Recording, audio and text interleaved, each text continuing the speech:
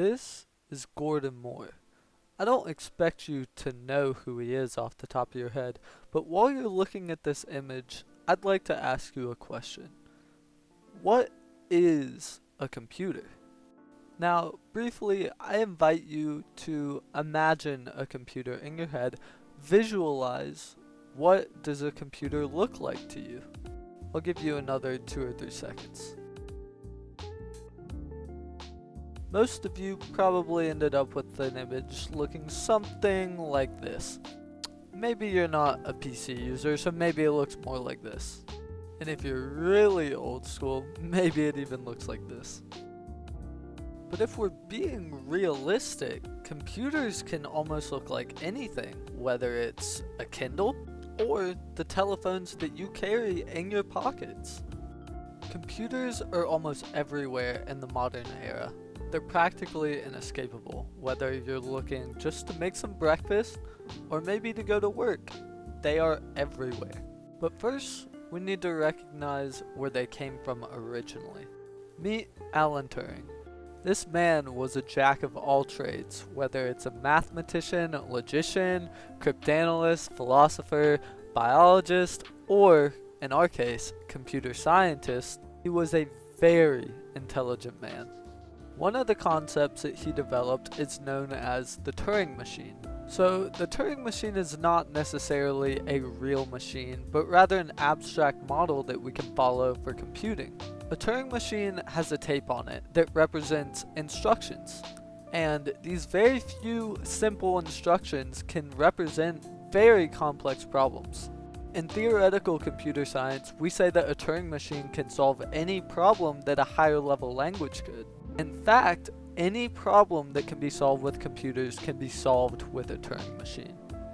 Overall, the only thing that will limit a Turing machine is physical memory limitations. Now, with the conceptual idea of a Turing machine, this brings us to our first computer. Meet the Eniac. The Eniac, or Electrical Numerical Integrator and Computer, is technically not the first computer, but it was the first programmable, general-purpose digital computer. Now, what does all of this mean? This essentially means that there were other very specialized computers that could do one purpose, such as addition or subtraction, but this one was programmable. You could have it do whatever you wanted. Although not as easy or efficient as computers today, this was groundbreaking. Built by the United States government and finished in 1956, the Eniac contained 18,000 vacuum tubes, over 70,000 resistors, 10,000 capacitors, and approximately 5 million joints being hand soldered together. Now, you may be wondering, how powerful was Eniac? Well, Eniac actually did not have central memory, rather it had accumulators, and 20 of them. Each one of these worked as somewhat of a storage device, and each accumulator could store a singular signed 10-digit decimal number. To give you an idea, the picture you're looking at right now holds more data than the Eniac ever could. To give you an idea, 128 kilobytes weighed around 610 pounds. That's around 2 kilograms for every kilobyte of data you want to store. Now that we've been over what basic early computers look like, we can come back to our good pal, Gordon Moore.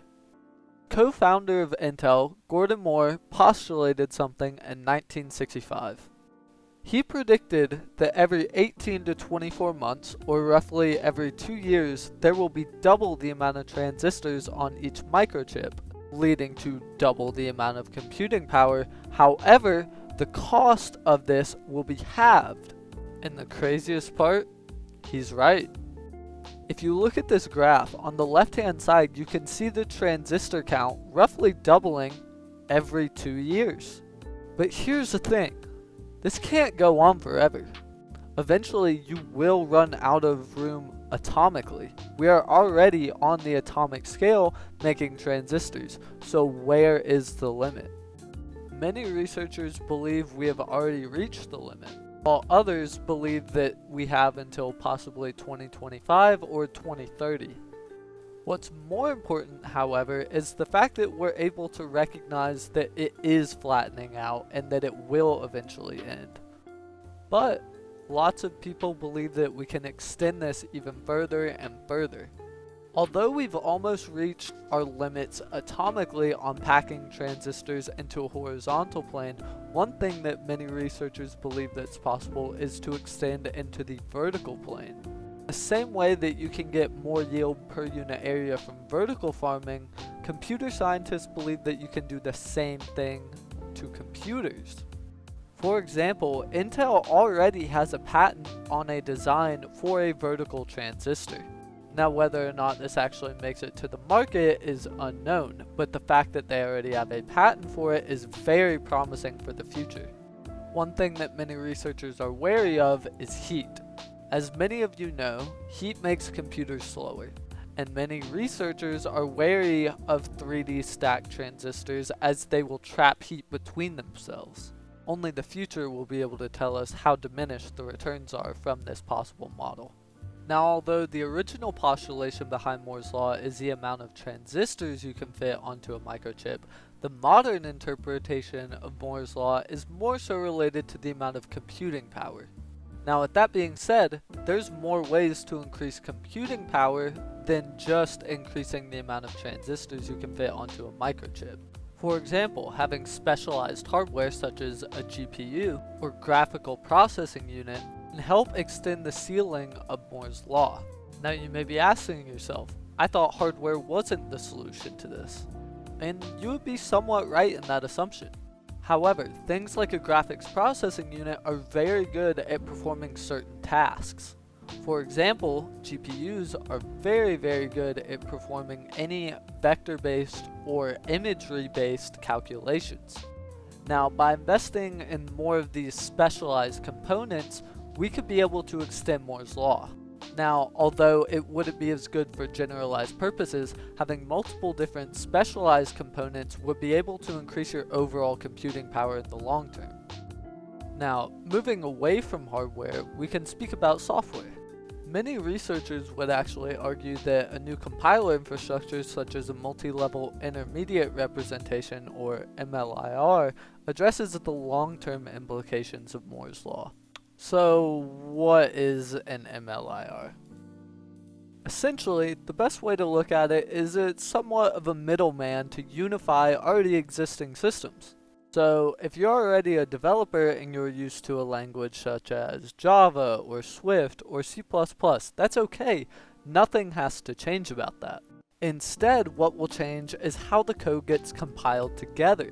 A compiler essentially takes what is your programming code and turns it into something that the hardware can actually read with the raw ones and zeros.